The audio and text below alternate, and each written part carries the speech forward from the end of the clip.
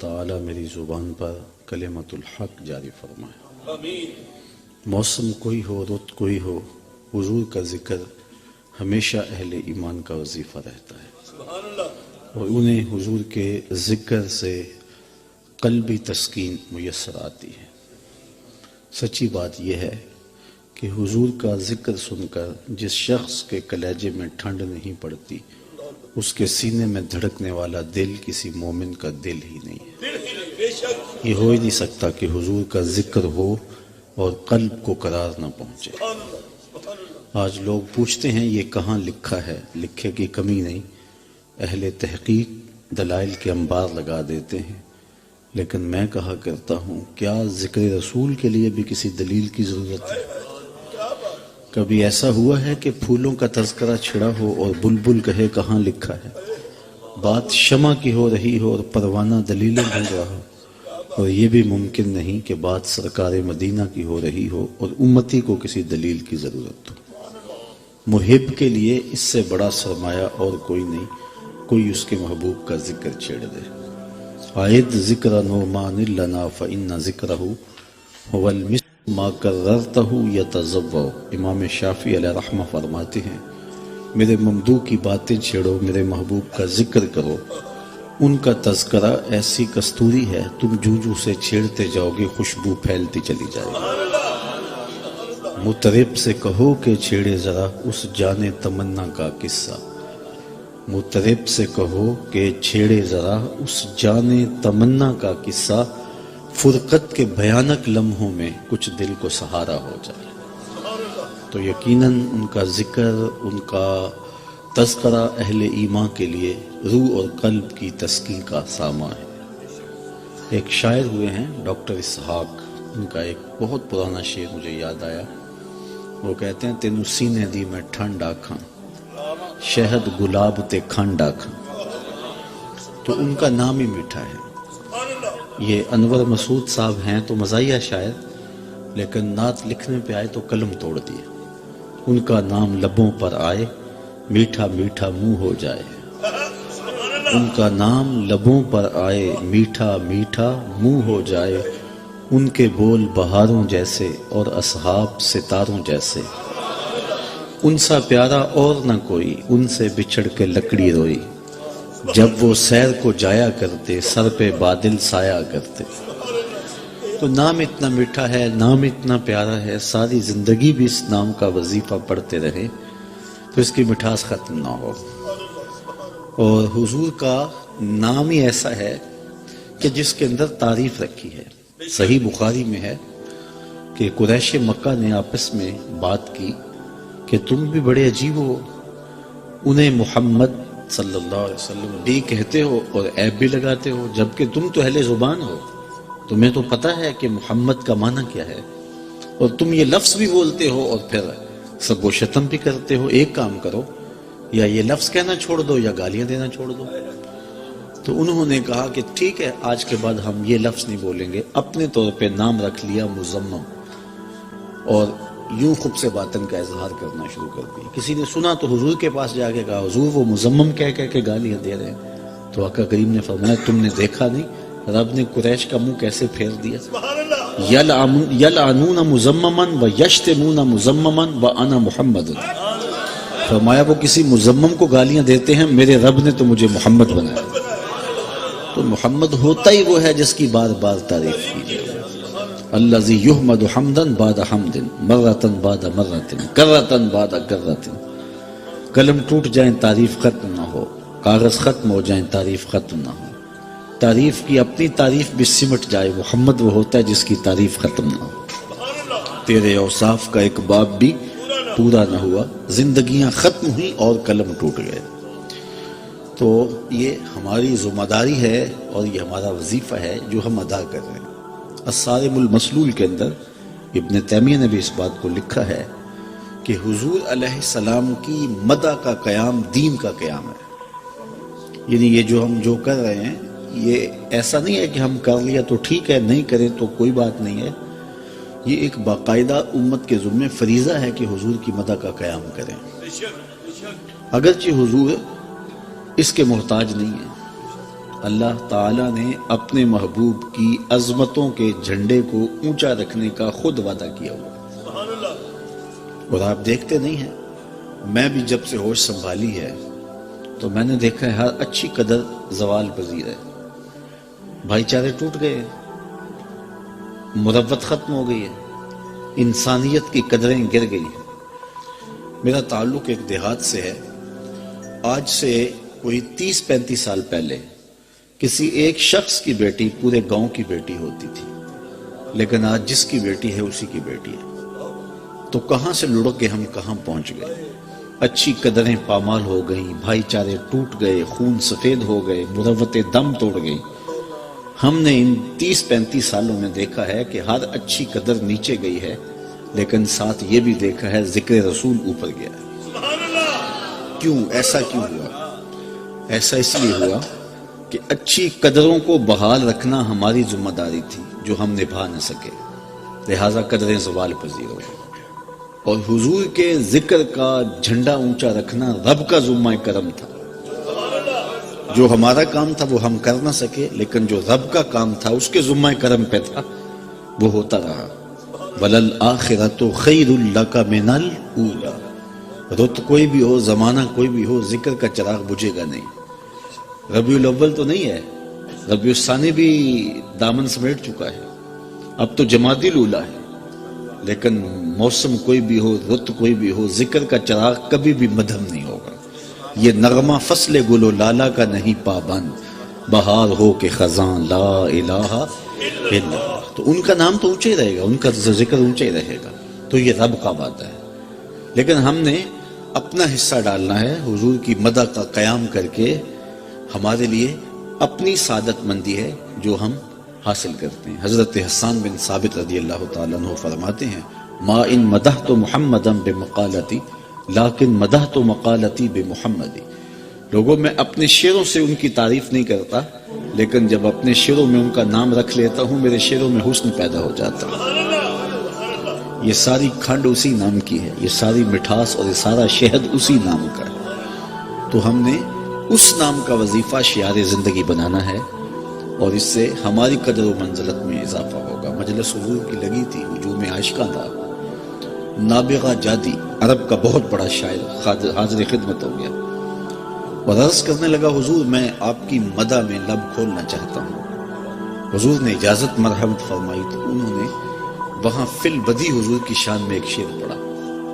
ماحول ایسا سجا کہ انہوں نے دوسرا شعر پڑھ دیا، تیسرا شعر پڑھ دیا، 5 شعر کہہ دیے، 10 شعر کہہ دیے، 20 اشعار کہہ دیے، 40 اشعار کہہ دیے، 100 اشعار کہہ دیے، حتیٰ کہ 200 اشعار کہہ دیے۔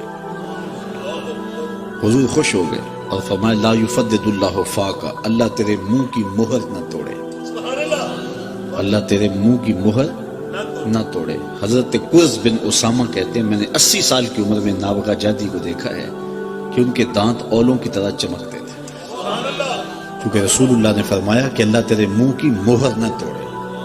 یہاں ایک جملہ کہنا چاہتا ہوں کہ جو شخص حضور کی مدح کرے اس کا چہرہ نہیں بگڑتا، اور جو حضور علیہ السلام کی عظمتوں کو گھٹانے کے لیے کوشاں رہے اس کی شکل سلامت نہیں رہتی۔ تو اگر چاہتے ہو کہ مرنے کے بعد بھی چہرہ تازہ رہے تو حسن محمد کے قصیدے پڑھا کرو۔ تو اللہ کے محبوب نے دعا دی کہ اللہ تیرے منہ کی مہر نہ توڑے، اور 80 سال کی عمر میں بھی اولوں کی طرح ان کے دانت چمکتے دکھائی دیتے تھے۔ تو یہ میرے اور آپ کی سعادت مندی ہے، اور اس میں ہمیں حصہ دار بننا ہوگا۔ باقی حضور کا ذکر اونچا ہی اونچا ہے، ہم نہیں کریں گے پھر بھی ہو رہا ہے۔ مولانا ظفر علی خان نے کہا کہ کیا ہی شان احمدی کا چمن میں ظہور ہے، ہر گل میں ہر شجر میں محمد کا نور ہے۔ چڑیاں بھی ترانے انہی کے نام کی پڑھ رہی ہیں، کوئلے بھی اپنے لہجے میں نعت ان کی گا رہی ہیں، اور پوری کائنات کے لبوں پہ ترانے میرے حضور کے ذکر کے ہیں۔ تو ہم اس میں اپنی سعادت مندی کے لیے اور اپنی خوشبختی کے لیے، اس کے اضافے کے لیے ہم یہ محافل سجاتے ہیں۔ اللہ تعالیٰ ان محافل کو اپنی بارگاہ میں مستجاب فرمائے۔ ان کے سجانے کا مقصد کیا ہے، ان محافل کے منعقد کرنے کے مقاصد کیا ہیں؟ تو میں چونکہ لمبا خطاب کرنے کی عادت بھی نہیں رکھتا ہوں، اور میرے سے قبل بھی سلسلہ جاری رہا اور میرے بعد بھی سلسلہ جو ہے وہ شاید جاری رہے گا، تو میں صرف 3 باتیں ایسی محافل کے انعقاد پر جو ہمارا مقصود ہوتی ہیں آپ کے سامنے عرض کر کے اپنی گفتگو کو سمیٹ لیتا ہوں۔ ایسی محافل کو منعقد کرنے کے بنیادی مقاصد ہم میں ملحوظ رہنے چاہیے، اور وہ ملحوظ رہیں گے تو ہمیں ایسی محافل کے نتائج بھی نصیب ہوں گے اور اس کی روحانی برکات بھی نصیب ہوں گی۔ ایسی محافل کے ذریعے سے حضور علیہ السلام کی محبت کو نئی نسل کے اندر منتقل کیا جاتا ہے، اور حضور کی محبت کو نئی نسل میں منتقل کرنے کے زود اثر ذرائع بقول علامہ اقبال 3 ہیں۔ پہلا ذریعہ کثرت کے ساتھ حضور پہ درود پڑھنا، اور یہ محافل میلاد کا لازمی جز ہوتا ہے۔ کثرت کے ساتھ حضور پہ درود پڑھو گے تو حضور علیہ السلام کی محبت سینے میں پیدا ہوگی، اور آقا کریم نے یہ بھی ارشاد فرمایا قیامت کے دن میرے سب سے نیڑے وہ ہوگا جو کثرت کے ساتھ میرے اوپر درود پڑھنے والا ہوگا۔ اس لیے ہم اپنی نئی نسل کو حضور پر کثرت سے درود پڑھنے کی ترغیب دیں، ان کے ہاتھ میں درود کی تسبیح دیں۔ ہفتوں اشروں میں دیکھیں گے کہ ان کے سینے حب رسول سے سرشار ہوتے دکھائی دیں گے۔ ویسے بھی آج کے دور میں درود متلاشیان حق کے لیے اکثیر ہے، 72-73 فرقے نوچ رہے ہیں اور ہر شخص اپنی جانب کھینچ رہا ہے۔ عام آدمی کی سمجھ میں نہیں آتا کہ حق کہاں ہے اور باطل کہاں ہے، اور وہ پریشان ہو جاتا ہے کہ ہر بندے کی زبان پہ تو قرآن کی بولی، ہر شخص کے لبوں پر تو حدیث کی بولی ہے۔ امام زین العابدین سے کسی نے پوچھا اس زمانے میں حضرت جب کثرت سے فرقے ہو جائیں گے تو حق کو کیسے پہچانیں گے؟ تو فرمایا جو اہل السنہ ہوں گے وہی اہل حق ہوں گے۔ تو سائل بڑا سیانا تھا، اس نے ایک سوال اور کر دیا، اگر بہت سارے لوگ اسی ٹائٹل کے ساتھ موجود ہوں تو اس میں اصلی سنی کی پہچان کیا ہوگی؟ تو امام زین العابدین نے جو جواب دیا سنو، فرمانے لگے من علامات اہل سنہ کثرت الصلاۃ علی رسول اللہ، نشانی یہ ہوگی کہ کثرت کے ساتھ حضور پہ درود پڑھنے والا۔ تو اگر کثرت سے حضور پر درود پڑھنے کا آپ مزاج رکھیں گے تو نتیجے کے اندر جو ہے وہ آپ کے سینے میں حضور کا پیار پیدا ہو جائے گا۔ ویسے درود کا ایک اور فائدہ بھی ہے، اور وہ یہ ہے کہ درود لہجے میں مٹھاس پیدا کر دیتا ہے، رس پیدا کر دیتا ہے۔ علامہ اقبال علیہ رحمہ بہت بڑے شاعر ہیں، لیکن اہل نقد غالب کو بڑا شاعر مانتے ہیں، لیکن جو عزت اقبال علیہ رحمہ کو ملی ہے وہ غالب کا مقدر نہیں بن سکتی۔ کسی نے یہ راز اقبال سے پوچھ لیا کہ تیرے شعروں میں مٹھاس کہاں سے ہے؟ تو اقبال نے جو جواب دیا وہ یہی تھا کہ میں نے 1.25 کروڑ مرتبہ حضور پہ درود پڑھا، ساری کھنڈ نام محمد کیا صلی اللہ علیہ وسلم، میں تنہا کمال سخن کو نہ پہنچا، میرے شعر ہیں اور تاثیر ان کی۔ تو کہا میں نے کثرت کے ساتھ حضور پہ درود پڑھا ہے، لہٰذا رب نے میرے لہجے میں اثر ڈال دیا ہے، رس ڈال دیا ہے، تاثیر ڈال دی ہے۔ تو محافل میلاد درود کی کثرت کا ایک ذریعہ ہے۔ دوسرا مقصد ایسی محافل کے انعقاد کا حضور علیہ السلام کی سیرت کے عنوان کو چھیڑنا ہے، اور یہ حضور کی محبت کو نئی نسل میں منتقل کرنے کا ایک زود اثر ذریعہ ہے، اور ہمیں بہت ضروری ہے کہ نئی نسل کے سینے میں حضور علیہ السلام کی سیرت کا اجالا کریں، اور یہ علماء کی ذمہ داریوں میں سے ہے، مشائخ کی ذمہ داریوں میں سے ہے، لیکن اب اس سے بڑھ کر والدین کی ذمہ داریوں میں سے ہے، اس لیے کہ نہ علماء وہ رہے، نہ مشائخ وہ رہے، اور نعت خوانی کی مجالس بھی وہ ماضی میں جیسے ہوتی تھی آج وہ نہیں ہے۔ کسی زمانے میں علماء جب واز کر رہے ہوتے تھے تو لگتا تھا کہ ان کی پشت پہ رسول اللہ کی تائید کا ہاتھ ہے، لیکن ظاہر ہے آج جو ہم نے سنے ہوئے نئی نسل وہ نہیں سن رہی۔ انہیں پتہ ہے کہ یہ مولوی صاحب کتنے روپوں میں بک ہو کے آئے ہیں اور ان کی قیمت کتنی ہے، ان کا وزن کتنا ہے، تو کیا وہ اثر کریں گے اور کیا وہ اثرات مرتب کریں گے۔ پیر بھی ایسے ہوتے تھے ماضی میں کہ جب ان کی حضور جاتے تھے دل ڈولتا تھا کہ پیروں کی نظر دلوں پہ ہوتی ہے، لیکن اب دل پہ نہیں ہوتی، دل کے اوپر لگی ہوئی جیب پہ ہوتی ہے، نظر پیچھے رہ گئی ہے۔ نعت خواں ہم نے ظہوری علیہ رحمہ کی محافل میں شرکت کی ہے. قاری زبیر رسول کو میں نے سنا ہے, آپ نے بھی سنا ہوگا. اشکوں کی برسات ہوا کرتی تھی, لیکن آج وہ ہمیں نعت خواہ نہیں ملتے. اب تو عورتوں کے دوپٹے باندھ کے آ جاتے ہیں اور عورتوں کے لباس پہن کے آ جاتے ہیں, برستے نوٹوں میں ان کی لے اور چمکتی. تو اب مجھے بتاؤ کہ نئی نسل کہاں سے وہ عشق رسول لے گی؟ نہ پیر پیر رہے, نہ مولوی مولوی رہے, نہ نعت خواہ رہے. ایک اور ذریعہ تھا حب رسول کے حاصل کرنے کا, دادی اماں کا بستر. شام کو بچے سمٹ کے دادی اماں کے بستر میں گھس جاتے, امی ہمیں کہانیاں سناؤ. دادی اماں اس کہانی میں عشق رسول ڈال دیتی, اس میں اپنی معاشرت ڈالتی, اس میں اخلاقیات ڈالتی, اس میں تصوف ڈالتی, اس میں اپنی خاندانی اچھی روایات ڈالتی, اور ایک مجموعہ بنا کے روزانہ ایک جام بچوں کو پلا کے سلاتی. آج دادی اماں کا بستر بھی اجڑ گیا.